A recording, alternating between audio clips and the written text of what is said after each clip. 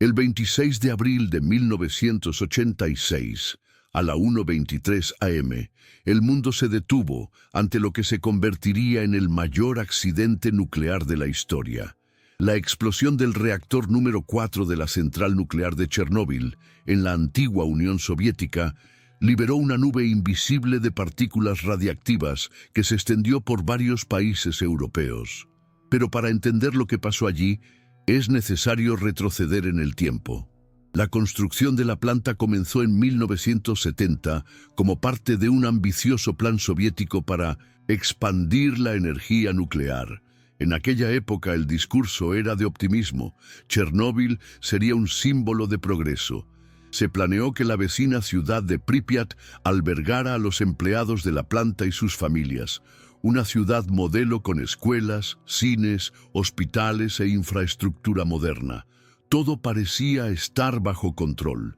Pero lo que parecía un hito en el avance tecnológico pronto se revelaría como una trampa silenciosa lista para explotar. Pripyat no era solo una ciudad de clase trabajadora. Fue una muestra de la modernidad soviética.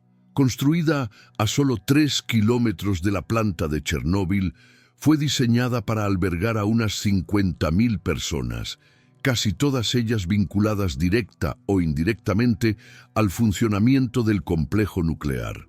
Con una edad promedio de solo 26 años, Pripyat era una de las ciudades más jóvenes de la Unión Soviética. Jardines de infancia, escuelas, gimnasios, parques, un estadio, un cine y hasta un moderno hospital completaban el escenario. El lema que guió esta expansión fue el átomo pacífico, un intento de demostrar que la energía nuclear podía ser amiga de la humanidad. Pero detrás de esta fachada se escondía un problema estructural: el tipo de reactor elegido. El modelo RBMK, exclusivo de la Unión Soviética, era barato y eficiente, pero tenía graves fallos de seguridad. La combinación de descuido técnico y propaganda política estaba a punto de resultar fatal. Los reactores RBMK eran, en teoría, un activo soviético. Eran baratos, producían energía y, como ventaja adicional, generaban plutonio, útil para fines militares. Pero había un problema crítico: el diseño era inherentemente inestable. A diferencia de otros reactores que utilizaban únicamente agua como moderador y absorbedor de neutrones, el RBMK combinaba agua con bloques de grafito. Esto creaba una situación peligrosa. Si el agua se evaporaba, el reactor perdía lo que había absorbido los neutrones, pero conservaba el grafito, que seguía acelerando la reacción. El resultado: un riesgo constante de sobrecalentamiento. Operar estos reactores era como equilibrar dinamita sobre un castillo de naipes. Aún así, los soviéticos creían que podían controlarlo todo. Y como el combustible nuclear no tiene interruptor de encendido y apagado, el más mínimo error de cálculo podría convertir una planta entera en una bomba de tiempo. Y nadie parecía dispuesto a prestar atención a las advertencias. En la madrugada del 26 de abril se realizó una prueba de seguridad en el reactor número 4. La idea era sencilla: simular un corte de energía y ver si las turbinas seguirían girando lo suficiente para mantener las bombas de refrigeración en funcionamiento hasta que se pusieran en marcha los generadores diésel.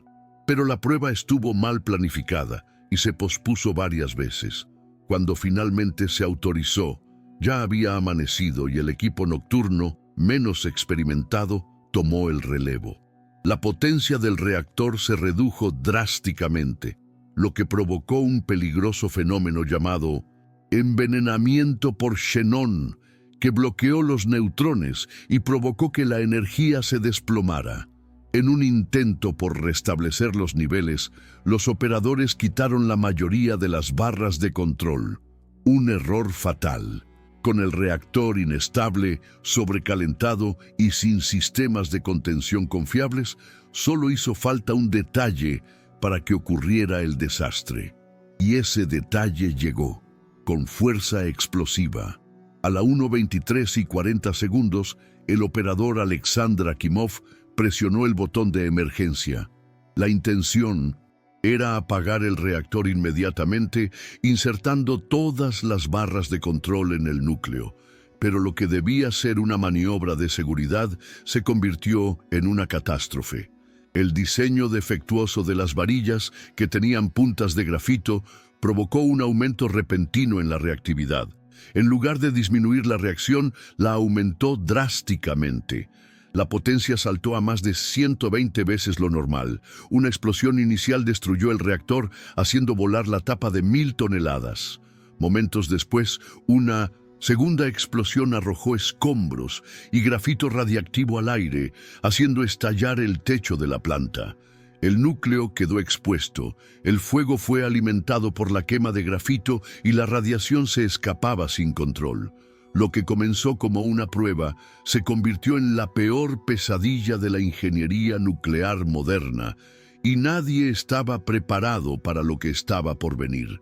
Minutos después de las explosiones, los primeros bomberos llegaron a la planta sin saber exactamente qué había sucedido. Sin equipo de protección radiológica, combatieron el incendio con valentía. Muchos expulsaron pedazos de grafito del núcleo, sin darse cuenta de que cada bloque emitía dosis letales de radiación. Uno de los primeros en llegar fue Vasily Ignatenko.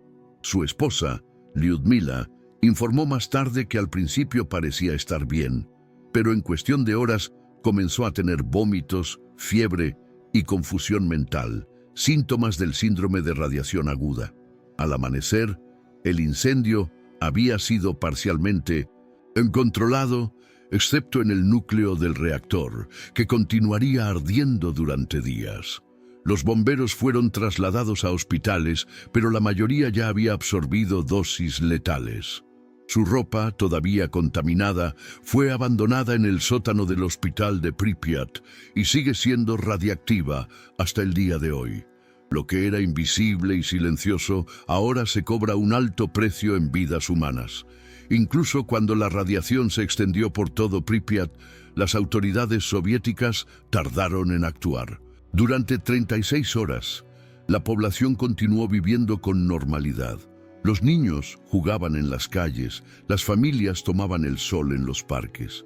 Los medidores marcaban 3,6 roentgens por hora, el máximo que podían registrar.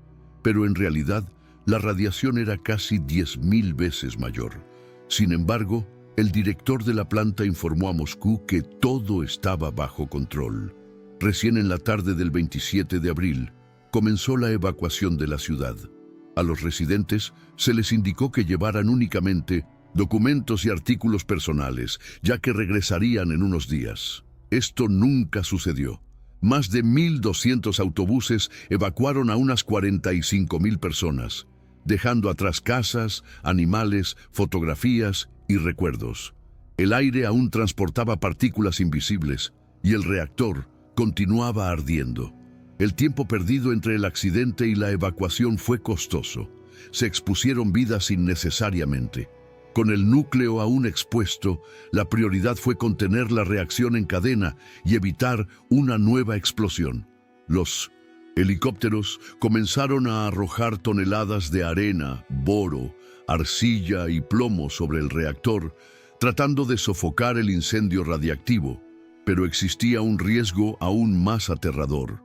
Si el núcleo fundido alcanzaba un depósito de agua debajo de la planta, podría producirse una explosión térmica devastadora, propagando radiación en proporciones inimaginables.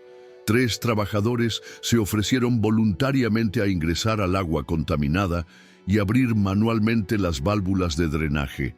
Sabían que podían morir, pero lo aceptaron de todos modos. Sorprendentemente, los 3 sobrevivieron. Evitado el riesgo de una segunda explosión, quedaba otro desafío: construir una estructura para sellar el reactor. Pero antes de eso, era necesario limpiar los restos radiactivos del techo. Se enviaron robots, pero fallaron. La radiación destruyó sus circuitos. Los humanos, los llamados biorobots, fueron los encargados de realizar el trabajo más peligroso: Vestidos con ropa protectora improvisada, miles de hombres subieron al tejado de la planta para retirar los restos radiactivos con palas, en turnos que duraban apenas 40 segundos.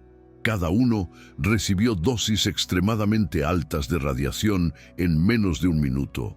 Estos trabajadores pasaron a ser conocidos como liquidadores, y sus esfuerzos fueron esenciales para garantizar que el sarcófago de hormigón y acero pudiera construirse sobre el reactor destruido. En total, más de 600.000 personas participaron en la contención y descontaminación de 1900 Chernóbil en los meses siguientes.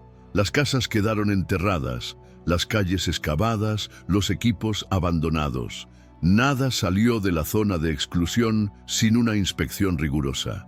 Muchos de los vehículos utilizados permanecen allí, todavía peligrosamente radiactivos. El sarcófago fue terminado, pero fue solo una solución temporal.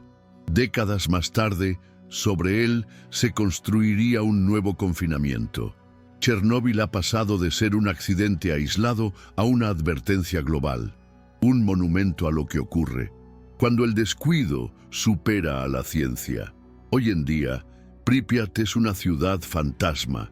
Sus calles silenciosas y edificios vacíos conservan huellas congeladas en el tiempo, juguetes esparcidos, ropa colgada, mesas aún puestas.